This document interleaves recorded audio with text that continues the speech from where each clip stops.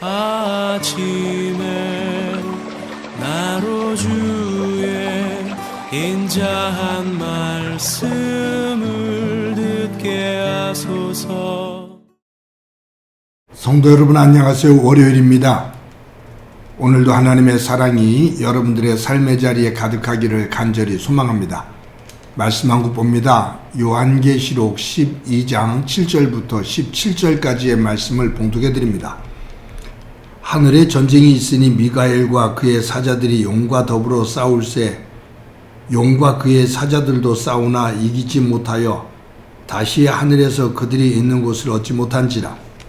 큰 용이 내쫓기니 옛뱀 곧 마귀라고도 하고 사탄이라고도 하며 온 천하를 꿰는 자라. 그가 땅으로 내쫓기니 그의 사자들도 그와 함께 내쫓기니라. 내가 또 들으니 하늘에 큰 음성이 있어 이르되 이제 우리 하나님의 구원과 능력과 나라와 또 그의 그리스도의 권세가 나타났으니 우리 형제들을 참수하던 자 곧 우리 하나님 앞에서 밤낮 참수하던 자가 쫓겨났고 또 우리 형제들이 어린 양의 피와 자기들이 증언하는 말씀으로써 그를 이겼으니 그들은 죽기까지 자기들의 생명을 아끼지 아니하였도다. 그러므로 하늘과 그 가운데 거하는 자들은 즐거워하라. 그러나 땅과 바다는 화 있을진저 이는 마귀가 자기의 때가 얼마 남지 않은 줄을 알므로 크게 분내어 너에게 내려갔음이라 하더라. 용이 자기가 땅으로 내쫓긴 것을 보고 남자를 낳은 여자를 박해하는지라. 그 여자가 큰 독수리의 두 날개를 받아 광야 다른 곳으로 날아가 거기서 큰 뱀의 낯을 피하여 한 때와 두 때와 반 때를 양육받으매 여자의 뒤에서 뱀이 그 입으로 물을 강같이 토하여 여자를 물에 떠내려가게 하려 하되 땅이 여자를 도와 그 입을 벌려 용의 입에서 토한 강물을 삼키니 용이 여자에게 분노하여 돌아가서 그 여자의 남은 자손 곧 하나님의 계명을 지키며 예수의 증거를 가진 자들과 더불어 싸우려 하고 바다 모래 위에 서 있더라. 아멘. 요한계시록을 읽으면서 힘들어하는 이유는 계시록 안에 나오는 그러한 상징적인 단어들, 형상들 이런 것들을 어떻게 해석해야 하느냐라는 겁니다. 사람들마다 이러한 상징적인 단어 그리고 형상 이런 것들을 해석할 때 주관적인 해석들을 많이 하다 보니까 잘못 해석할 때가 많고 또 이단들이 이런 것들을 이용해서 사람들을 현혹하기도 하죠. 지금 우리 주변에 있는 신천지라든가 여호와증이라든가 하나님의 교회 이런 데들을 보면 전부 다 말세, 종말에 대한 이야기를 하면서 이 계시록, 구약에서는 다니엘 이런 말씀들을 자신들 임의대로 해석을 하면서 14만 4천 명 짐승의 숫자 내일 나옵니다만 이제 내일 모레죠. 아마 13장에 나올 거예요. 666이라는 이러한 숫자들 이러한 것들을 해석하면서 일반인들을 현혹하게 되고 또 적그리스도의 모습을 보입니다. 오늘 이 요한계시록 12장에는 여자와 용에 대한 이야기가 나옵니다. 여자에 대해서는 굉장히 영광스러운 모습으로 묘사가 되어 있죠. 그리고 이 여자가 임신을 합니다. 해산의 때가 가까웠습니다. 그런데 용이 나타나요. 큰 붉은 용이 나타납니다. 이 용이 나타나서 이 여인을 위협해요. 그리고 이 여인이 아이를 출산하면 그 아이를 삼키려고 합니다. 이 여인은 용을 피해서 광야로 도망을 갑니다. 그곳에서 아이를 낳고 양육하도록 하나님께서 예비해 두신 곳이다 라고 말을 해요. 또 하나의 이야기가 나오죠. 하늘에서 전쟁이 일어났습니다. 천사장 미가엘이 천군 천사를 이끌고 이 사탄의 세력과 싸워 물리칩니다. 이 천사에 의해서 패한 이 사탄의 세력이 땅으로 쫓겨나죠. 하늘에서 쫓겨난 이 악한 세력, 사탄의 세력, 그가 바로 오늘 본문에 나오는 용을 상징하고 있습니다. 여자가 낳은 아이를 핍박을 합니다. 삼키려고 하죠. 이 여자는 광야로 도망을 가는데 피신을 해요. 그곳에서 피신을 해 있는데 용이 입에서 물을 토해내면서 이 여인과 낳은 아이를 삼키려고 합니다. 그랬을 때 땅이 갈라지면서 용이 토한 그 물을 삼켜버리죠. 하나님께서 이 여인과 그의 자손을 도우시면서 그들을 보호하시는 모습이 나옵니다. 그렇다면 여기에서 나오는 이 여인, 이 여자, 무엇을 말하는 걸까? 이 여자가 낳은 아이, 무엇을 말하는 걸까? 그리고 이 여자와 아이를 죽이려고 하는 이 용은 무엇을 말하는 걸까?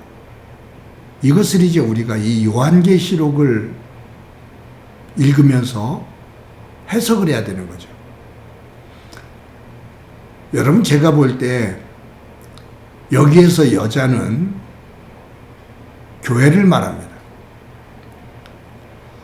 예수 그리스도의 피값으로 세워진 교회, 즉 믿음의 사람들의 공동체입니다.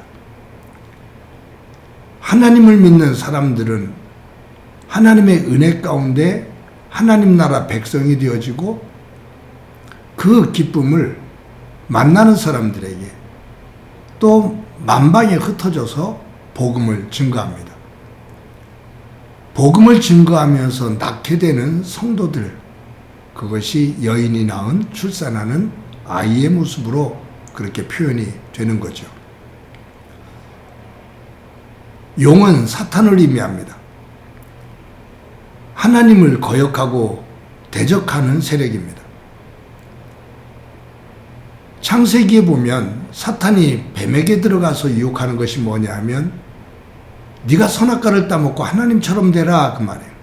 즉 네가 하나님이 되라 그 말이에요. 사탄의 세력은, 사탄은 자신이 하나님이 되고자 하는 겁니다. 교만덩어리죠. 천상에서, 하늘에서 반란을 일으킨 거예요. 그런데 하나님의 천사들에 의해서 패하고 쫓겨나요. 땅으로 쫓겨납니다. 이 땅으로 쫓겨나서 이 땅에 거하고 있는 사람들을 장악하기 시작하죠.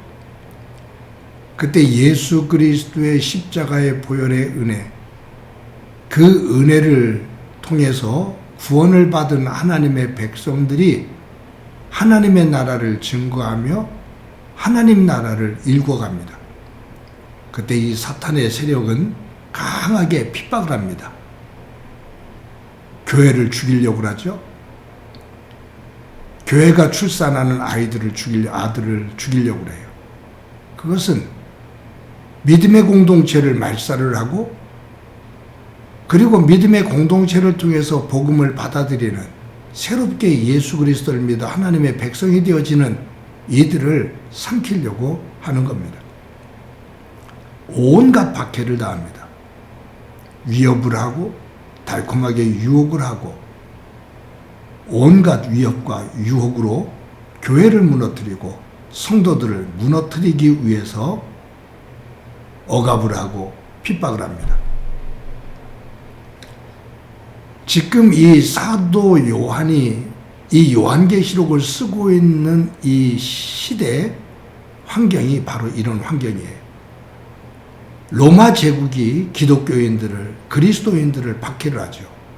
사도 요한도 잡혀서 밤모섬에 유배되어져 있고요. 사탄의 세력은 이 땅에 있는 악한 힘, 악한 권력을 가지고 하나님을 대적하게 합니다. 예수 믿는 사람들을 박해하게 해요. 그리고 세상의 온갖 좋은 것을 가지고 흔들며 유혹을 합니다. 거기에 교회가, 성도들이 넘어지는 거예요. 속절없이 무너지는 그런 상황이에요. 그때 사도 요한은 하나님을 통해서 하나님의 나라, 그 세계에 마지막에 있을 일들에 대한 이야기를 듣고 보고 요한계시록을 쓰면서 우리 마지막 순간까지 정신을 바짝 차리고 이기는 자가 되죠. 그래서 2장 3장에서 7교회 나오면서 마지막에 공통적으로 나오는 말이 이기는 자에게는 온갖 핍박과 유혹 속에서 믿음을 가지고 이기는 자에게는 내가 이처럼 하나님의 백성으로 철창의 권세를, 하나님의 면류관을 주겠다, 힘도를 주겠다 라고 말씀하시면서 믿음을 가지고 이 어려운 고난과 박해의 시대를 승리로 이끌어가자라는 거죠. 오늘날 교회를 이루고 있는 저와 여러분들이 전신갑주를 입으면서 하나님 안에서 무장되어지기를 소망합니다. 사탄의 어떤 유혹에도 어떤 억압에도 흔들림 없이 하나님의 사람으로, 하나님의 교회로 굳건하게 서서 마지막 때에 하나님의 나라를 세워나가는, 하나님의 구원의 역사를 이루어나가는 선한 도구로 쓰여지며 이기는 자에게 주시는 하나님의 그 영광, 그 면류관을 받을 수 있는 삶이 되기를 소망합니다. 한번 기도합니다. 하나님 감사합니다. 오늘도 귀한 날 주신 것 감사합니다. 우리가 이 땅에 살면서 하나님의 백성으로 살아갈 때 하나님을 거역하는 악한 세력들이 우리를 그대로 버려두지 않고 억압하며 두려움을 주고 온갖 것으로 유혹을 할 것인데, 또 그 현장에 서 있는데 저희들 정신을 바짝 차리고 말씀 붙잡고 성령 안에서 마지막 날 이기는 자로 하나님 앞에 설 수 있도록 은총 베풀어 주옵소서. 오늘도 주님 함께 해주시리라 믿고 예수님의 이름으로 기도드립니다. 아멘.